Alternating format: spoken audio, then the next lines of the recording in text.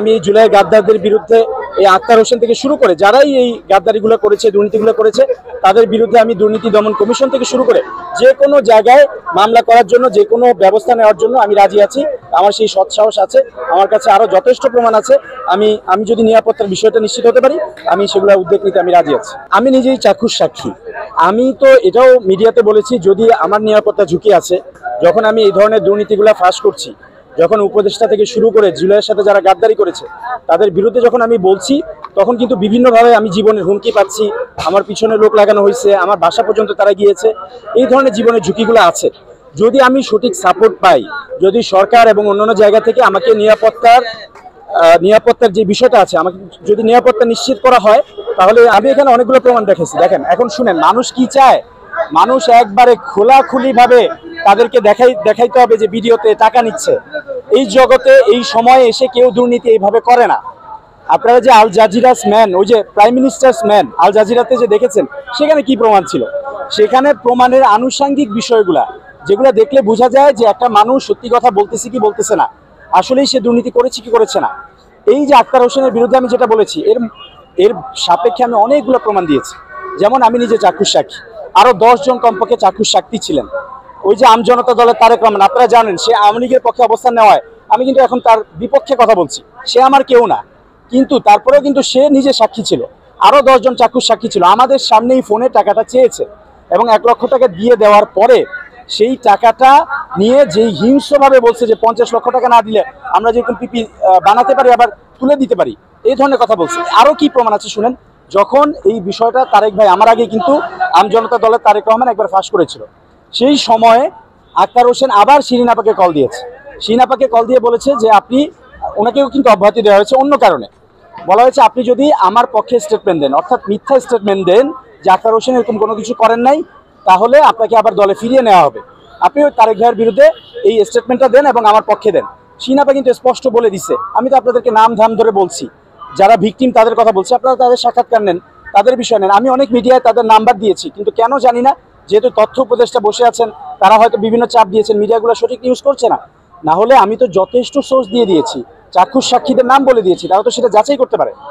আক্তার কি করলো, ওকে শিরিন আপাকে আবার কল দিয়ে ফোর্স করলো, বাধ্য করার চেষ্টা করলো যে আপনাকে অব্যাহতি তুলে নিব যদি আপনি এই মিথ্যা স্টেটমেন্টটা দেন। শিরিন আপা বলছে যে না, আমি কেন মিথ্যা স্টেটমেন্ট দিব। এরপরে বলি, এনসিপির আরো কিছু নেতা যারা এটা জানে, তারা যে আমাকে কল দিয়েছে আক্তারের পক্ষে সুপারিশ করার জন্য, সেই কল রেকর্ড আমার কাছে আছে। কিন্তু খুবই দুঃখজনক বিষয়, তারা আমার সাথে অনেক নোংরামি করছে। কিন্তু আমি চাই না যে এনসিপির এই নেতাদের পলিটিক্যাল রাজনৈতিক যে ক্যারিয়ার ত্যাগ, সেটা সম্পূর্ণ ধ্বংস করে দিতে। সেজন্য আমি সেই রেকর্ডগুলো ফাঁস করছি না। কিন্তু কারণ তারা হয়তো জাস্ট আক্তারকে বাঁচানোর জন্য এটা করেছে, না তারা নিজেরা এটাতে জড়িত ছিল না। কিন্তু আমি কিন্তু বলছি, আমার কাছে এই যে এই মুহূর্তে দাঁড়িয়ে আছে, আমি চাইলে এখনই দেখাই দিতে পারি কল রেকর্ড, আমার এই মোবাইলেই আছে। কিন্তু আমি তাদের রাজনৈতিক ক্যারিয়ারটা ধ্বংস করে দিতে চাই না, আমি চাই তাদের বোধোদয় হোক। এজন্য কিন্তু আক্তারকে অনেকবার সুযোগ দেওয়া হয়েছে এবং আমি এখনো আক্তার হোসেনকে বলবো যে সে যেন এই যে একটা অন্যায় কাজ করেছে, জাতির সামনে নিঃশর্তভাবে ক্ষমা চায়। আমার সৎসাহস আছে, আমি 100% বলছি সেই দুর্নীতিটা করেছে। সে জাতির কাছে নিঃশর্ত ক্ষমা চাক, না চাইলে কিন্তু সে যতই পেঁচে। দেখেন, আপনারা এখন আক্তার হোসেন মিডিয়ার সামনে কিছু বলেছে, কারণ বলার সেই সৎসাহস নাই। কেউ কি টাকা কি আপনার সামনে বসে বসে ক্যামেরার সামনে টাকা নেয়? অবশ্যই অনেক প্রমাণ আছে। আমি তো সেগুলো অনেকগুলো তথ্য আপনাদেরকে অলরেডি দিলাম।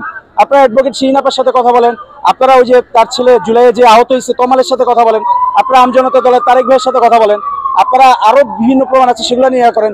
দুর্নীতি দমন কমিশনে আপনারা অভিযোগ করেন, অথবা আক্তার হোসেনের যদি সৎসাহস থাকে সে মামলা করুক, সে মানহানি মামলা করুক। আমারই তো মানহানি মামলা করা উচিত, আমি সুযোগ পেলে সেটা করবো ইনশাল্লাহ। আমি এখনো কোনো দলে যোগ দেওয়ার ব্যাপারে সিদ্ধান্ত নেই নাই। আমি জুলাইটাকে টিকিয়ে রাখতে চাই। আমি শুরু থেকেই বলেছিলাম যে জুলাইয়ের যে শক্তিগুলো আছে, বিএনপি, ছাত্রদল এখানে বড় অবদান রাখছে, জামায়াতে ইসলামী, বাংলাদেশ ইসলামী ছাত্র শিবির, তাদের গুরুত্বপূর্ণ অবদান আছে, বাংলাদেশ ছাত্র অধিকার পরিষদ, গণ অধিকার পরিষদ, তাদের গুরুত্বপূর্ণ অবদান আছে, আরো বহু দল ডান বাম থেকে শুরু করে সবার অবদান আছে। আমি চেয়েছিলাম, আমি বারবার বলেছি, জুলাইয়ের স্বার্থে, দেশের স্বার্থে এই জুলাইয়ের শক্তিগুলা ঐক্যবদ্ধ থাকা দরকার। তারা তাদের রাজনীতি করবে, কিন্তু বাংলাদেশের স্বার্থে ঐক্যবদ্ধ থাকা দরকার। সেটা যেহেতু হয়নি, এই উপদেষ্টা হয়েছে, তারা ছাত্র উপদেষ্টা হয়ে দুর্নীতি করেছে এবং তারা যতটুকু পেরেছে তাদের ওই ক্ষমতার অপব্যবহার করে জুলাইয়ের শক্তিগুলোর মধ্যে বিভেদ লাগিয়েছে। তারা নিজেদের রাজনীতি করেনি, দেশের স্বার্থে করেনি, এই বিভেদগুলো লাগিয়েছে, যার ফলে কিন্তু আজকের এই অবস্থা সৃষ্টি হয়েছে। আমি কোনো দলের বিষয়ে জানি না, আমি কোনো দলে যাব কি যাব না এরকম কোনো সিদ্ধান্ত নিই নেই।